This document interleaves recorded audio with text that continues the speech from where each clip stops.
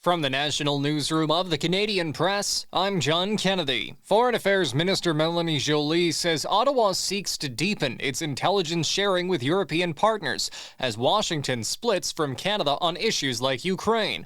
Intelligence experts have expressed concern about U.S. President Donald Trump appointing officials who shared false information and talked of retribution for intelligence agencies that don't align with his.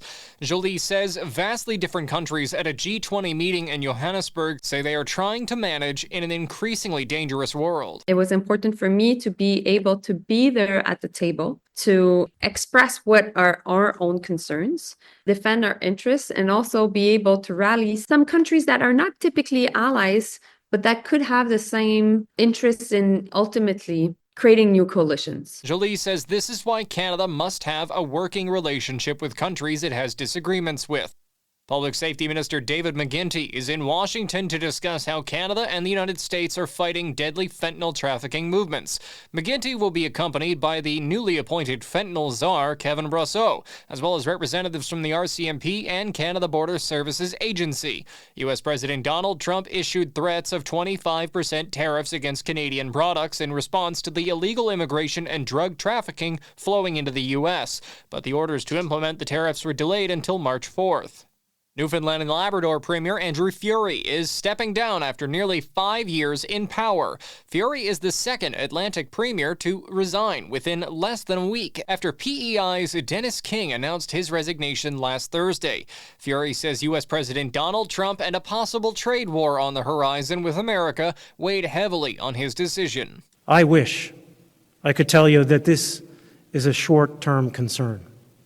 Unfortunately, it is the reality not just of the next 4 weeks or 4 months, but the next 4 years. Furey says he'll remain premier until a replacement is chosen by the Liberal Party. Vatican officials have released another medical bulletin on the condition of Pope Francis, saying he's experienced no significant changes to his breathing ability today and remains critical but stable. The Pope is suffering from double pneumonia. Dr. Darian Sutton says he's treated patients with the same condition as the Pope. Whenever you have a critical case like this, it can change quite quickly, and these are the types of cases as a physician that keep you up at night. The Pope has written a letter of resignation to be invoked if he becomes medically incapacitated.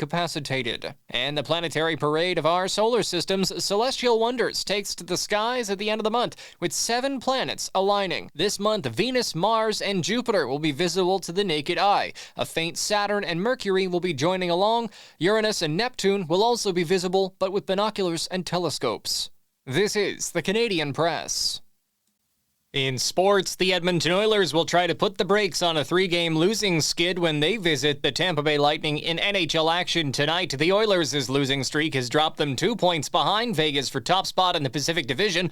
Edmonton's coming off a 7-3 loss to Washington on Sunday that saw the Capital star Alexander Ovechkin score a hat-trick, with Ovechkin 13 goals away from breaking the NHL career record held by Wayne Gretzky. The Toronto Maple Leafs look for their 6th win in 7 games when they visit the Boston Bruins tonight.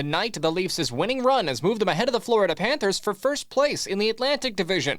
The Toronto Raptors host the defending champion Boston Celtics in NBA action. The Celtics have won 5 straight games and 9 of the last 10. General Manager Adam Peters says the NFL's Washington Commanders have given 2-time Pro Bowl defensive tackle Jonathan Allen permission to seek a trade. Allen's going into the final season of a 4-year, $72 million U.S. extension signed in 2021. From the Canadian Press, I'm John Kennedy. Thanks for listening. Don't forget to follow and subscribe. For more of today's top stories, visit thecanadianpressnews.ca.